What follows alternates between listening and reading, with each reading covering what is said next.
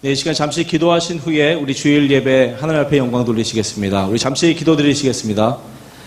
하나님 아버지 감사합니다. 저 주일 예배의 자리로 불러주심을 주님 너무나도 감사드립니다.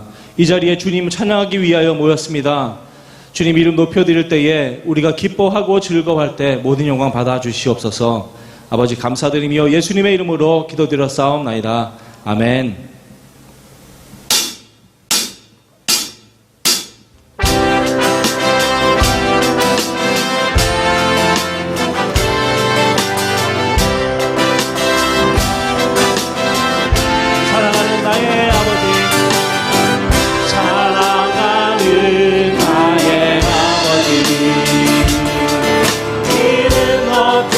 드립니다.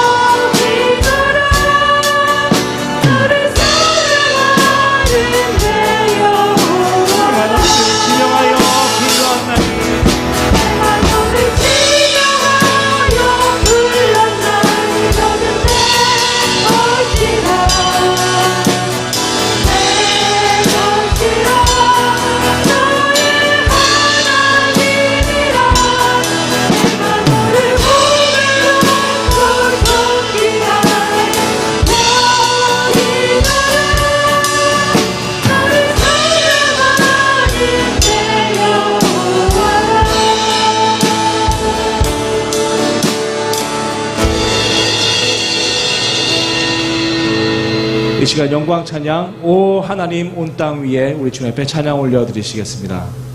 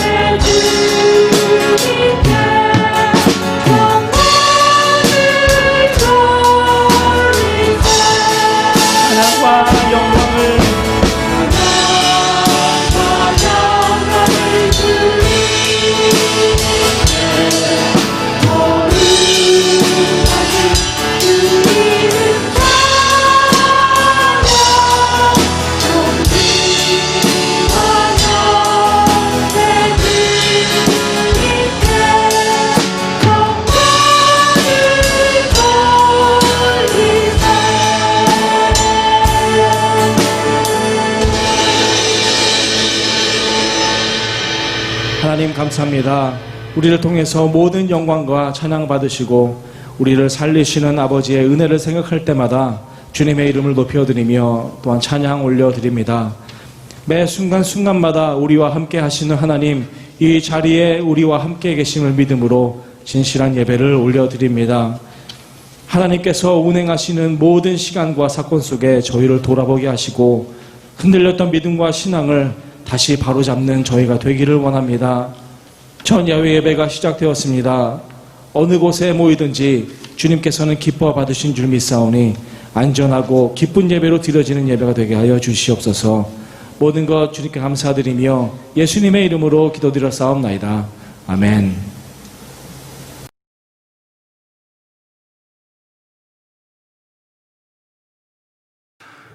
할렐루야. 사랑하는 성도 여러분, 지난 한 주간도 잘 지내셨습니까? 이제 가을이 왔습니다. 아침 저녁으로는 찬바람이 부는 걸 우리가 느낄 수 있고, 이렇게 여름이 가면 가을이 오는 것처럼 코로나 바이러스도 지나가게 될 것입니다. 저는 그렇게 분명히 믿고 있고, 우리 인간은 지금까지 이 세상 살아오며 모든 것을 이겨왔습니다. 우리가 이겨온 게 아니라 사실은 하나님의 은혜로 이겨오게 만들어주신 것이죠. 우리는 그 믿음으로 이 세상을 살아갑니다. 절대로 믿음 잃지 마시고 또 믿음 안에 승리하시는 저와 여러분이 되시길 꼭 부탁을 드리겠습니다. 광고 말씀을 드립니다. 이번 주에는 일부 예배, 오전 8시에 대면 예배를 이제 드렸고, 다음 주부터는 1부, 2부를 대면 예배로 드립니다. 8시, 10시 반 이렇게 2번 예배를 드리는데, 여러분이 이제 본당에 들어오실 때는 꼭 마스크를 착용하시고 들어오시면서 열 체크를 꼭 하셔야 됩니다. 그리고 여러분이 예배를 드리거나 또 모든 이렇게 교회에 머무는 기간 동안에 혹시 눈이 간지럽거나 또 눈을 비비고 싶으면 비비지 마시고 꼭 화장실에 가서 눈을 세척 하시고 그런 방법을 꼭 취해 주시길 바랍니다. 그리고 예배를 마치고 나가셔서 교제를 따로 하시지 마시고 꼭 교제하기를 원하시면 밖에 나가셔서 얘기를 하시되 멀리 떨어져서 얘기를 하시고 잠깐 눈인사 정도 몇 마디 하시고는 여러분이 귀가하시기를 꼭 부탁을 드리겠습니다. 금요 예배와 EM 또 우리 교육부 예배는 당분간은 온라인으로 계속 가겠습니다. 새벽 예배는 10월 5일부터 드려지는데 10월 5일부터 드려지는 새벽 예배 때부터는 온라인으로 나가는 유튜브 방송은 화요일부터 목요일까지만 방영이 되겠습니다. 여러분이 그렇게 참고해 주시고 또 이 차츰 이제 2단계에서 3단계 계속해서 이제 오픈이 돼 가면 더 많이 이제 기회가 주어질 겁니다. 우리 성도님들도 기도해 주시고 우리 교회도 철저하게 방역하고 또 거리를 두고 예배를 드리고 있으니까 여러분이 너무 걱정하지 마시고 그렇게 참여해 주시길 부탁을 드리겠습니다. 또 우리 온라인으로 예배 드리는 우리 성도님들도 마음에 다른 마음 가지지 마시고 여러분의 믿음대로 또 우리가 하나님 앞에 서는 거니까 여러분이 절대로 마음에 부담 가지지 마시기 바랍니다. 우리 성도들에게 오프라인이나 온라인이나 제가 똑같은 내용을 예배를 보내드리기 위해서 최선을 다하고 있습니다. 전사님과 제가 온라인 방송에도 최선을 다하고 있고 또 이렇게 오프라인에도 최선을 다합니다. 여러분이 그렇게 유의해 주시고 어느 성도님들이든 다 우리 성도님들이고 또 서로가 서로를 이해해 주셔야 됩니다. 그것이 가장 귀한 마음이고 또 모든 것이 회복이 되면 또 모두가 다 기쁜 마음으로 우리가 만나게 될 것입니다. 그날을 위해서 우리 기도하며 믿음으로 승리하시길 꼭 부탁을 드리겠습니다. 감사합니다.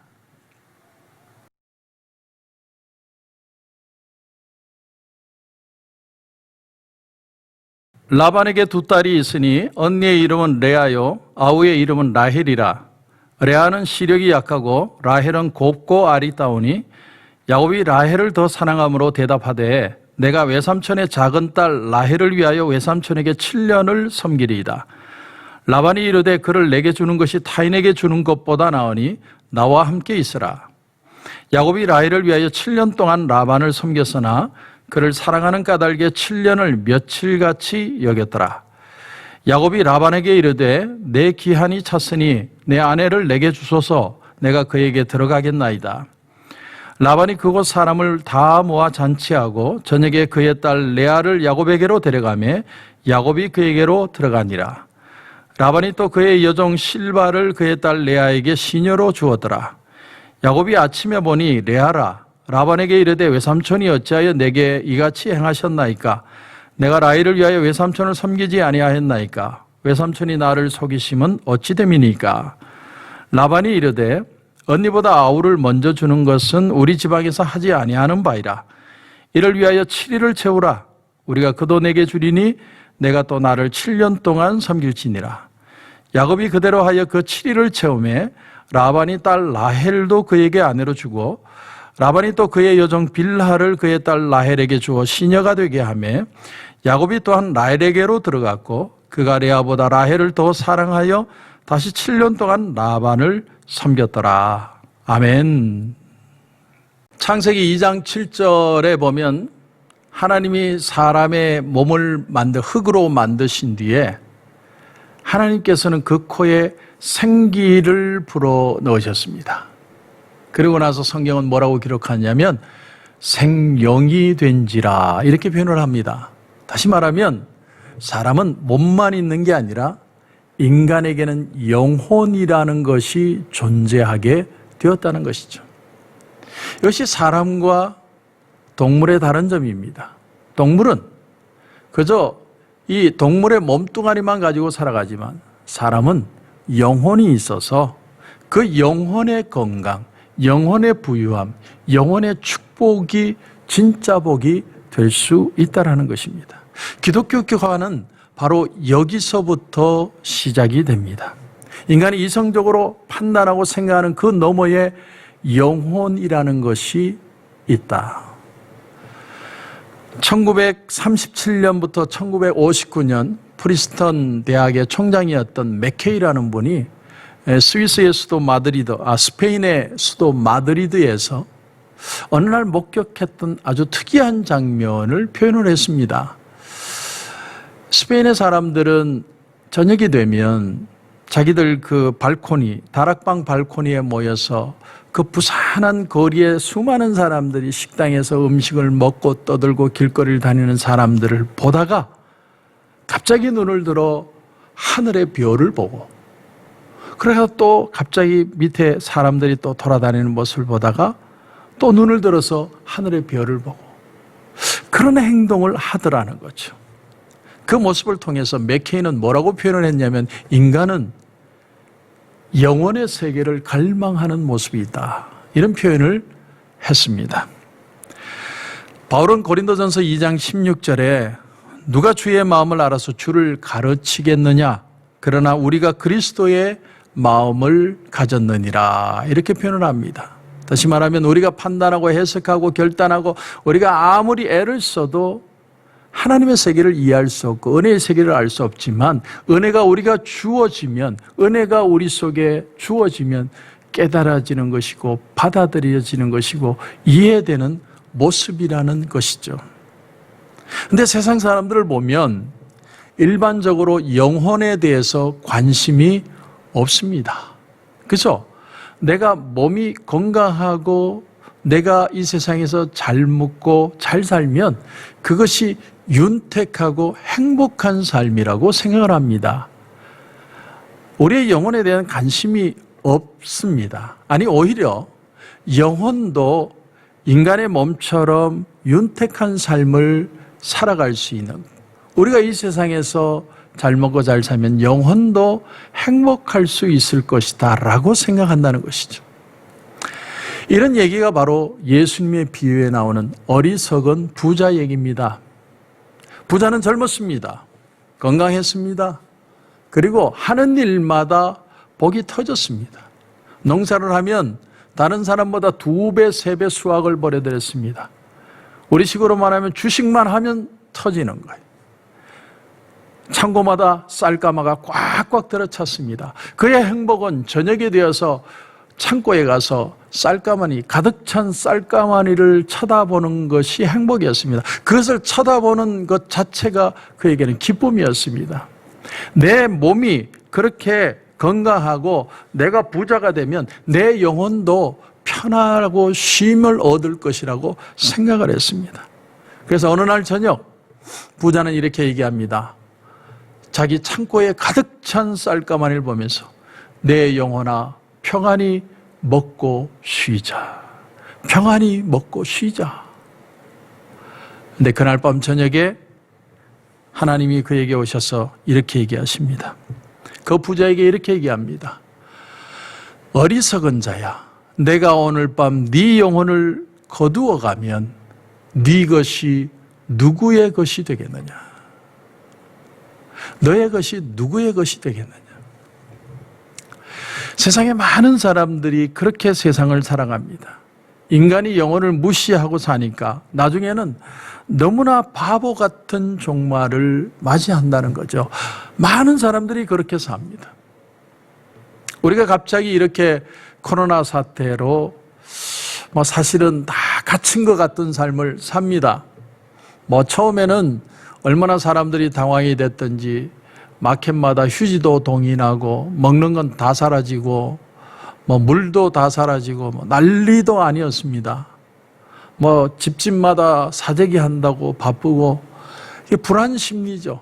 곧 세상이 망할 것처럼 난리가 나고 식당이 문을 닫고 교회도 닫고 비즈니스도 닫고 세상이 끝날 것처럼 생각하고 불안했습니다.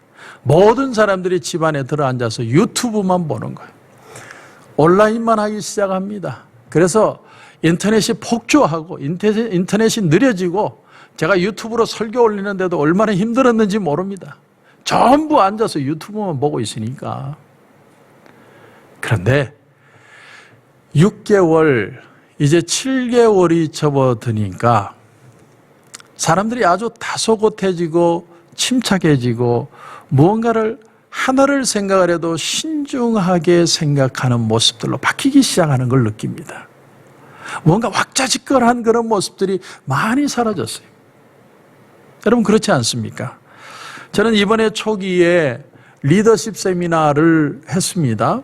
우리 교회 리더들을 모아놓고 내가 인생 목표, 내 목회 목표를 발표를 했습니다. 나는 이렇게 내가 목회 끝날 때까지 목회를 해갈 것입니다. 저 빈 공터에 새로운 교회를 세우고 한 지붕 두 교회를 만들어서 1세대가 2세대가 어우러질 수 있는 교회, 그런 꿈 같은 교회를 나는 만들 것이고 내 나이 60이 되면 나는 목회자 자녀 치유센터를 위한 그런 사역을 시작할 것입니다. 멋있게 발표를 해요. 내가 생각해도 잘한 것 같아요. 그런데 그 발표가 있자마자 바이러스 군대가 쳐들어왔어요. 지금 그래서 7개월째 이렇게 교회 문을 닫고 있는데 처음에는 얼마나 답답한지.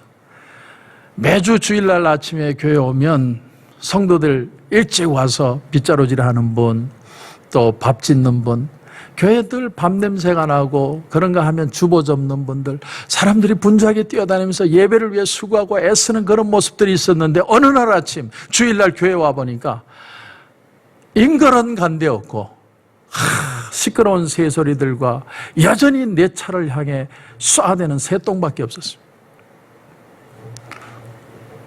그런데 그 6, 7개월의 시간을 제가 지나면서 느낀 게 뭐냐면 계속해서 설교 작업만 하고 온라인으로 계속 설교만 올리다 보니까 나도 모르게 내 마음이 침착해지고 조신해지고 그런가 하면 내 마음이 무언가 모르게 맑아진다는 것을 느끼기 시작했어요.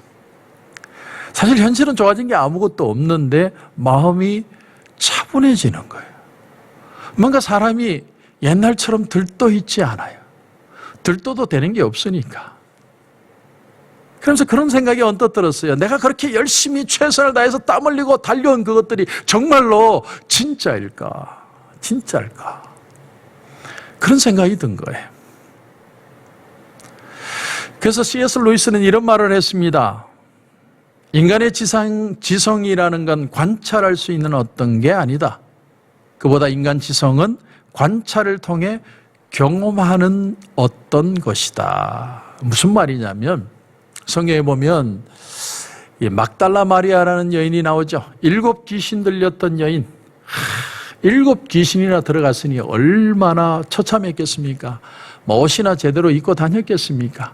그런 비참한 사람을 예수님이 귀신을 쫓아내고 온전한 정신을 만들어 주셨습니다. 그때부터 이 여인은 온 마음을 다해 예수님을 쫓아다니며 주님의 제자가 되었죠. 근데 그렇게 지극정성으로 주님을 따르는데 예수님이 어느 날 십자가에 달려 돌아가신 거예요. 이제는 인생의 목표를 잃은 겁니다. 내가 바라보고 내가 살아야 될 이유와 가치를 느끼게 해준 그분이 이 세상을 떠난 거예요.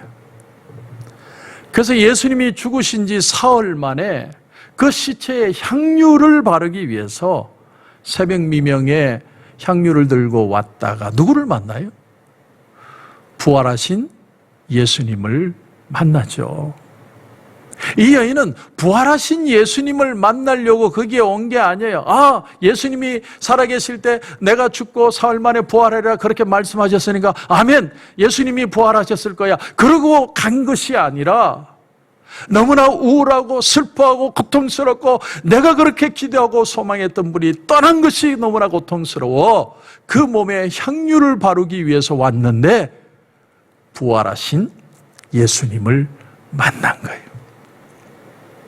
그래서 C.S. 루이스가 말한 것처럼 우리 인간의 지성이라는 건 단지 그 지성을 통해서 우리가 어떤 것을 얻어내는 것이 아니라 더 큰 비밀을 발견하기 위한 툴로서 우리의 지성은 사용되어지고 있다라는 겁니다.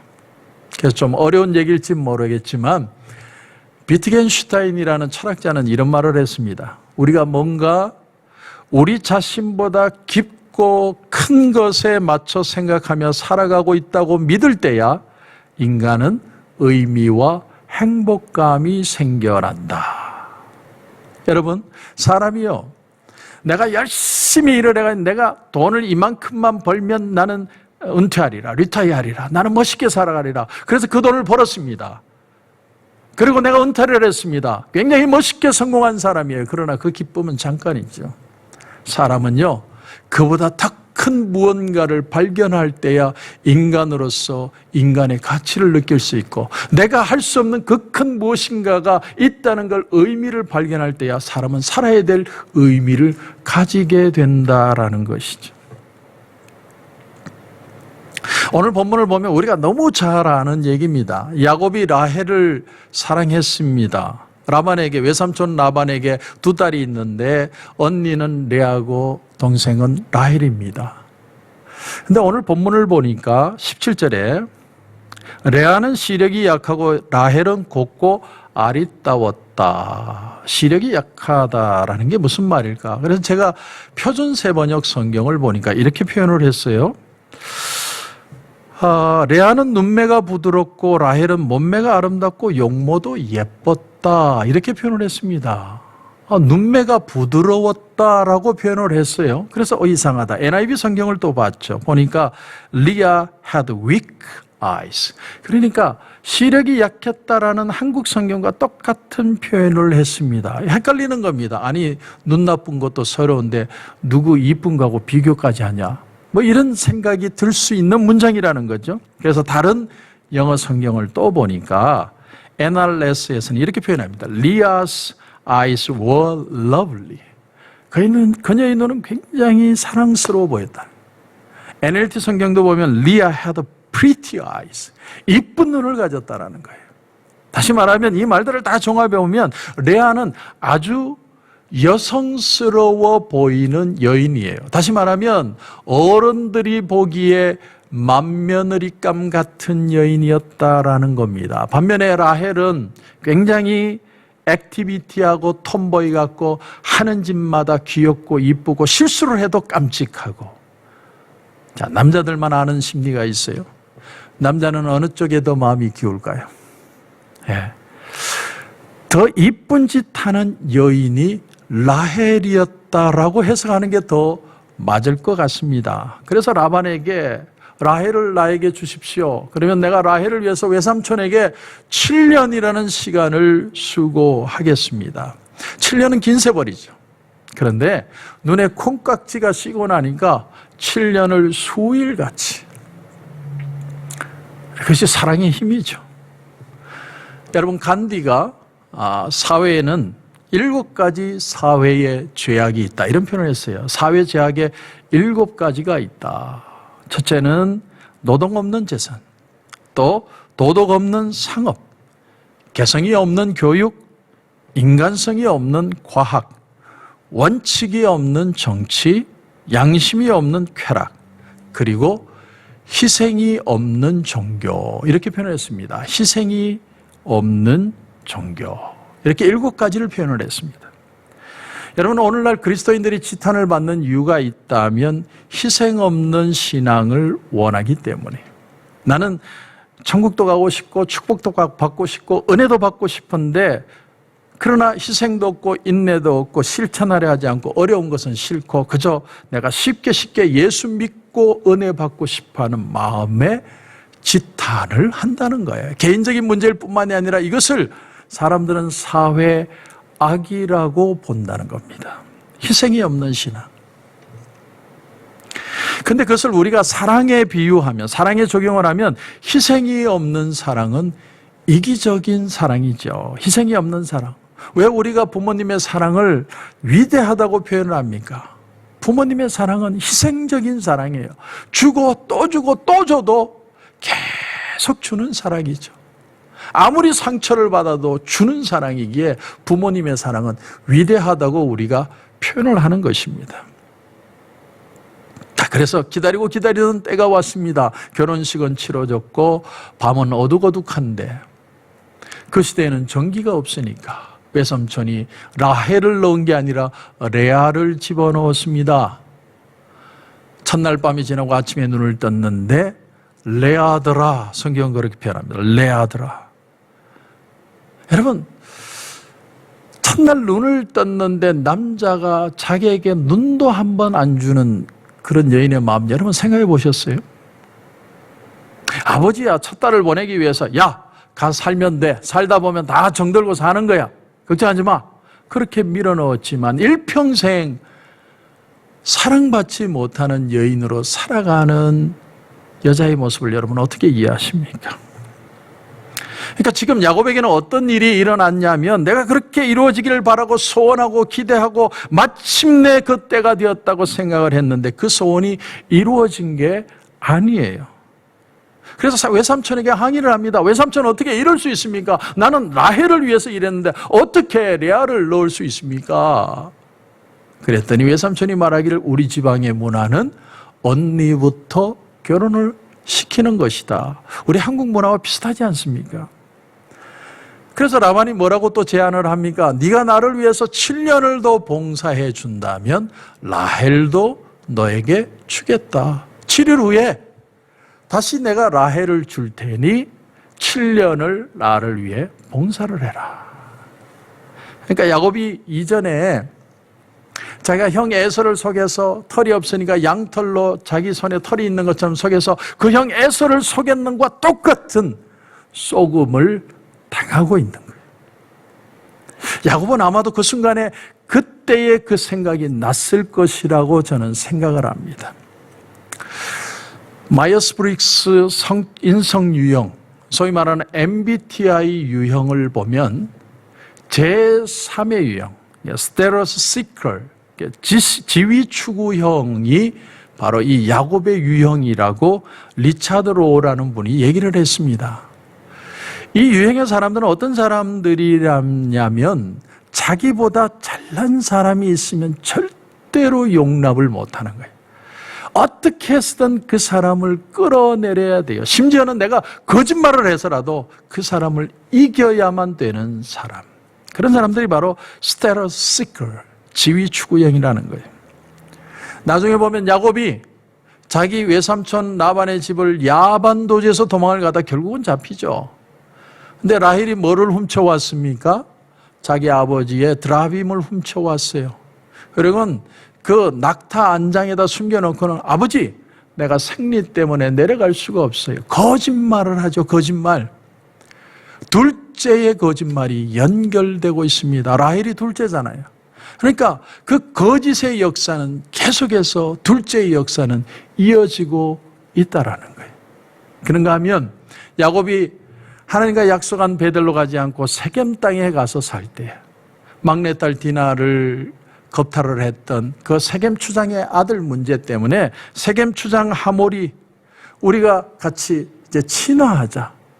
그때 그 야곱의 아들들 중에 시몬과 레위가 뭐라고 얘기를 합니까? 할례를 행하면, 시몬과 레위가 할례를 행하면 우리가 너희와 같이 될 수 있다. 그래서 그들이 3일째 끙끙 앓을 때 가서 다 죽이지 않습니까? 그 거짓의 역사, 둘째의 역사는 계속해서 이어져 가고 있다는 것을 봅니다. 저는 오히려 이것을 보면서 복음이 바로 이것이다라는 걸 느낍니다. 우리 인간은 사고치지만 우리 하나님은 더 큰 섭리로 우리에게 다가오고 계신다. 이게 바로 복음이라는 걸 저는 성경에서 느낍니다. 하나님은 이상하게 조용하게 저렇게 기도원에 가서 조용히 수도생활처럼 성경만 보고 말씀만 보고 기도만 하고 있는 사람들을 써서 사용하시는 게 아니라 고기를 잡는 어부들, 도망가는 야곱, 그런가 하면 자기 인생을 저주하면서 숨어서 일하고 있던 그런 기도원 같은 사람들을 불러서 자신의 삶에 부딪히고 낙심하고 절망하고 실패하고 어쩔 줄 몰라 하고 일 뛰고 저일 뛰고 어쩔 줄 모르고 뛰어다니는 그 사람들을 불러서 하나님은 그들에게 은혜를 부어주시고 그것을 그들의 삶을 통해서 하나님은 깨닫도록 인도해 가시고 계신다. 그게 바로 성경이라는 거예요. 그럼 왜 하나님께서 우리가 보기에 좀 부족해 보이고 좀 안 어울리는 것처럼 보이는 사람에게 하나님이 능력을 주시고 권세를 주시고 축복을 주시고 남다른 그런 은총을 주시느냐? 그것은요, 하나님의 역사하시는 방법이 우리의 생각과 다르기 때문에 그렇다는 거예요. 우리의 생각과 다르다. 잠언 13장 12절에 보면 소망이 더디 이루어지면 그것이 마음을 상하게 하거니와 소원이 이루어지는 것은 곧 생명나무니라. 소원이 더디 이루어지면 그러므로 속이 탄다는 거죠. 야곱이 아마 그런 의문을 가졌을 겁니다. 내 하는 일은 왜 이렇게 이루어지지 않을까? 그런데 이 인간의 더디 이루어지는 역사 속에 신앙이 개입하기 시작한다는 거예요. 우리는 바라고 빨리 이 문제가 해결되길 바라고 왜 이렇게 오래 갈까? 이게 해결은 될까? 그러는 과정 속에 신앙이 개입하고 있다는 거예요.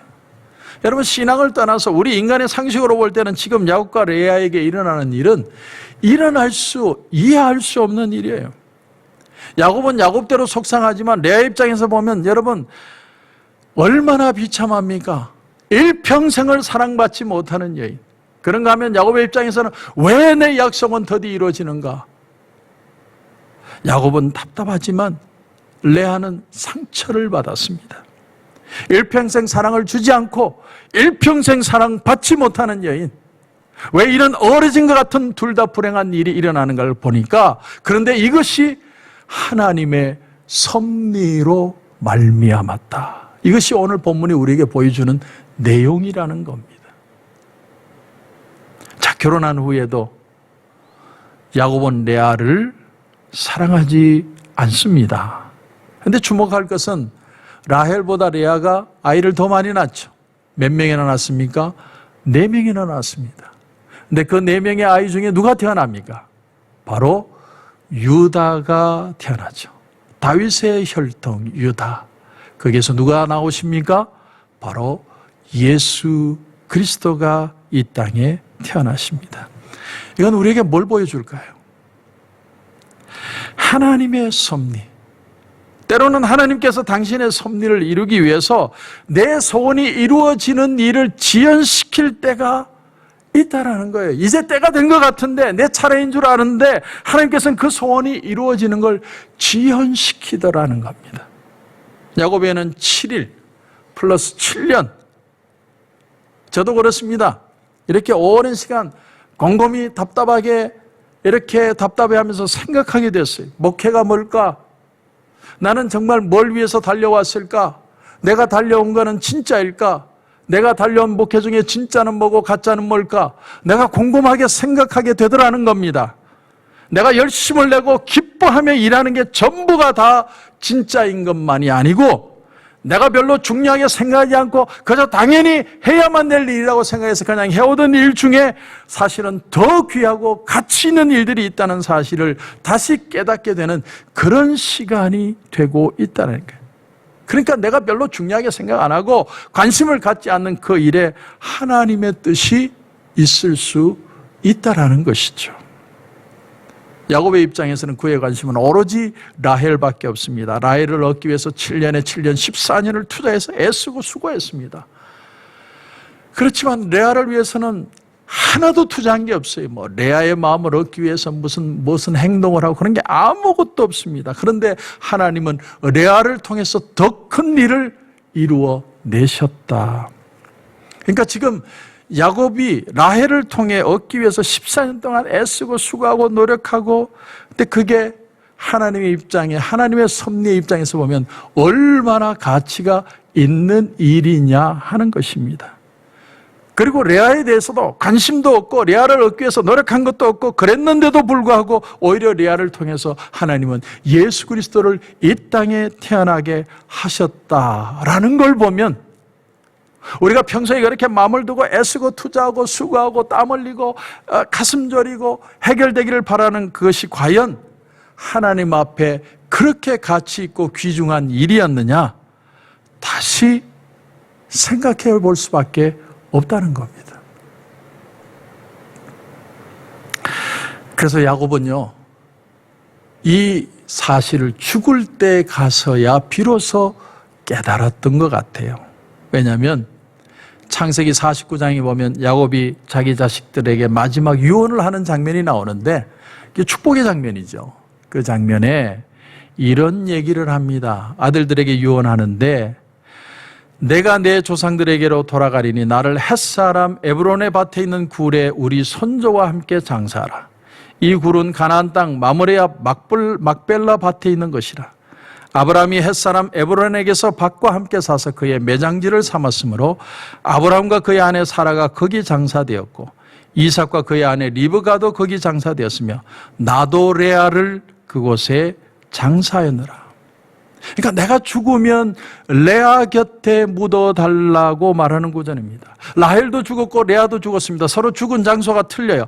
묻은 장소가 틀려요. 그런데 자기가 그렇게 평소에 사랑했던 라헬 옆에 묻어달라는 게 아니라 레아 옆에 나를 묻어달라.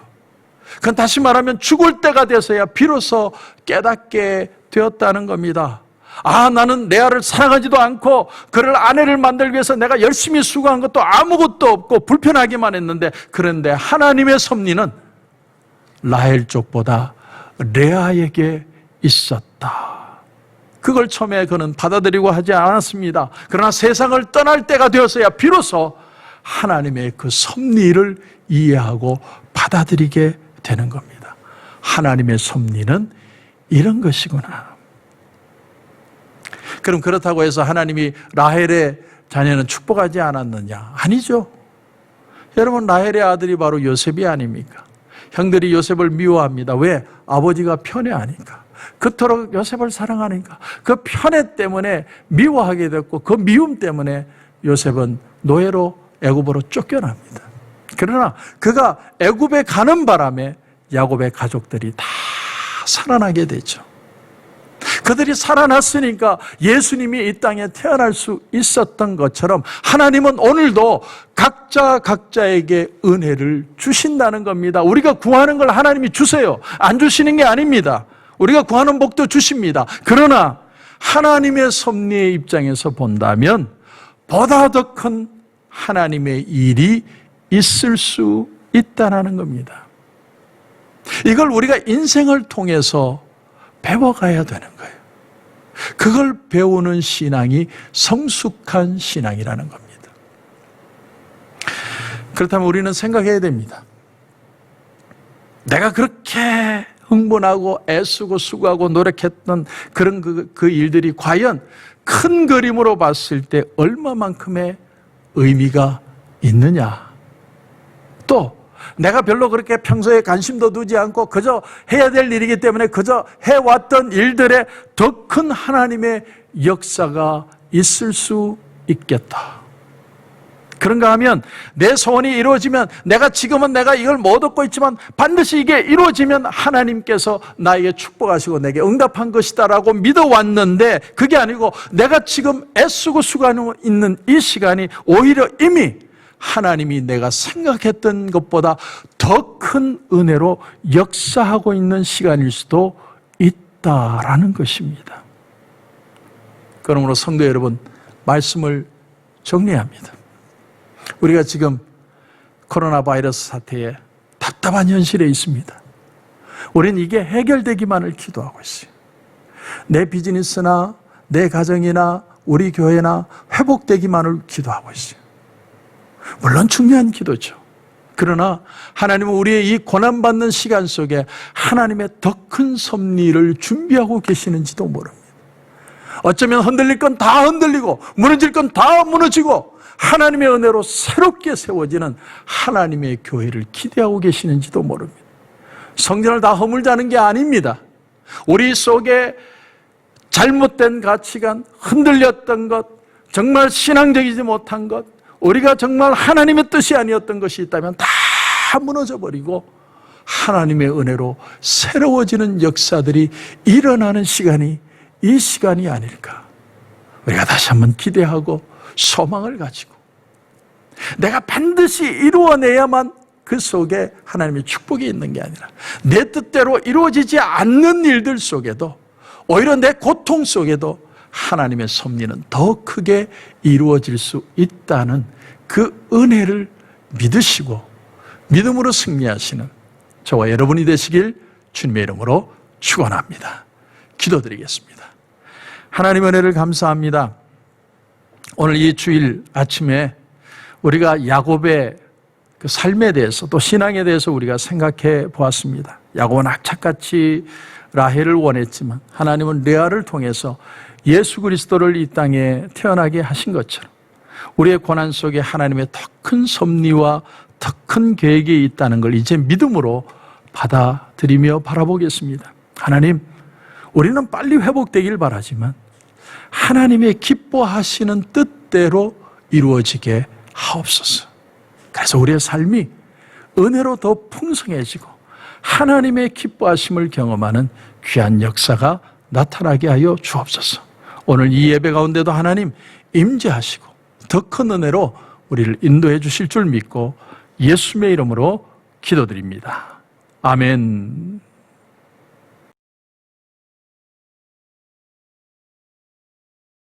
여러분, 아픈 부위에 손을 얹어 주시기 바랍니다. 문제가 있는 분들은 가슴 위에 손을 얹어 주시기 바랍니다.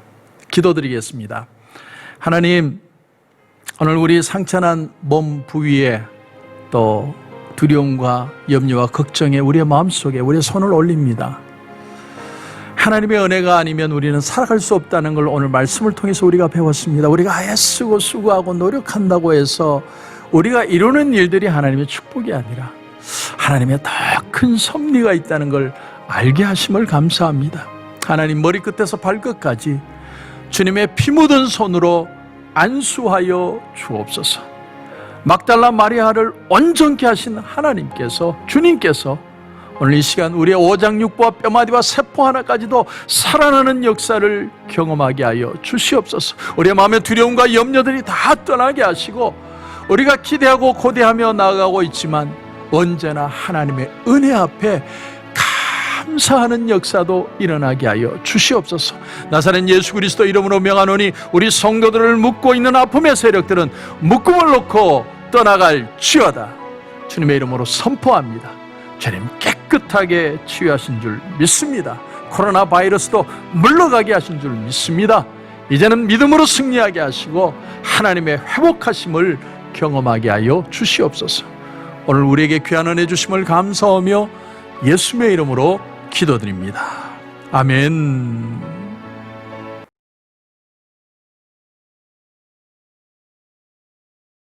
하나님 은혜를 감사합니다. 오늘 이 시간 이렇게 귀한 예물을 하나님 앞에 올려드립니다.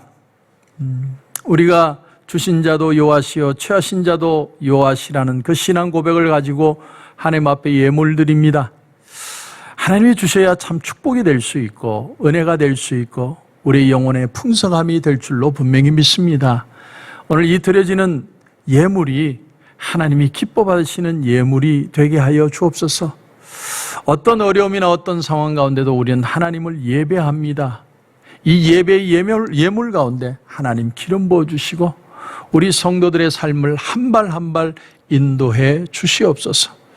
주님, 그 해에 이삭이 100배의 축복을 받았다고 했는데 성경이 약속한 축복을 우리 성도들도 경험하게 하시고 이 어려운 세대 속에도 하나님의 회복하심과 새롭게 하심과 더 큰 계획을 발견할 수 있는 우리 성도들 되게 하시며 믿음으로 승리하는 모든 성도들 되게 하여 주옵소서. 11조로 감사로 선교로 구제로 건축으로 비전으로 주일헌금으로 일일이 구별하여 드립니다. 드리는 손길들마다 하나님 축복해 주시고 더 귀하게 하나님 쓰임받게 하시고 열매 맺는 역사 일어나게 하여 주시옵소서.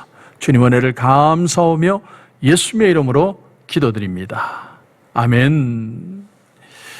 이제는 우리 주 예수 그리스도의 은혜와 우리 하나님 아버지의 무한하신 사랑과 성령님의 감화, 감동, 위로, 충만, 교통하시는 역사가 이제 우리의 생각보다 더 큰 하나님의 섭리를 깨닫고 믿음으로 받아들이며 승리하기를 소원하는 여기에 거기 있는 우리 성도들과 가정과 직장과 사업터 위에 이제로부터 영원토록 함께 하시기를 간절히 축원하옵나이다. 아멘. 당신을 기뻐하는 하나님, 당신을 축복하는 하나님, 당신의 웃는 얼굴 속에서 하나님의 웃음 보이네. 당신의 길을 아는 하나님, 당신의 마음을 아는 하나님, 당신이 행복할 수 있도록 하나님 돌보시네. 그 하나님 신실하시고 그 많은 사랑 당신에게 주길 원하네. 그 하나님 하늘에 쌓은 새로운 소망을 당신에게 준다네.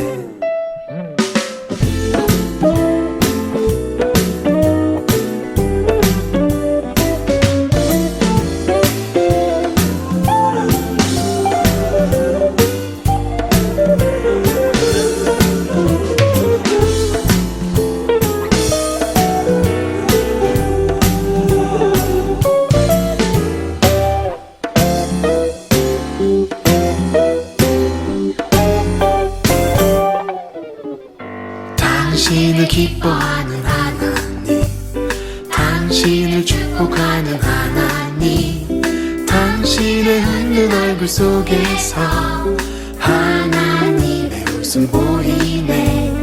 당신의 길을 아는 하나님, 당신의 마음을 아는 하나님, 당신이 행복할 수 있도록 하나님 돌보시네.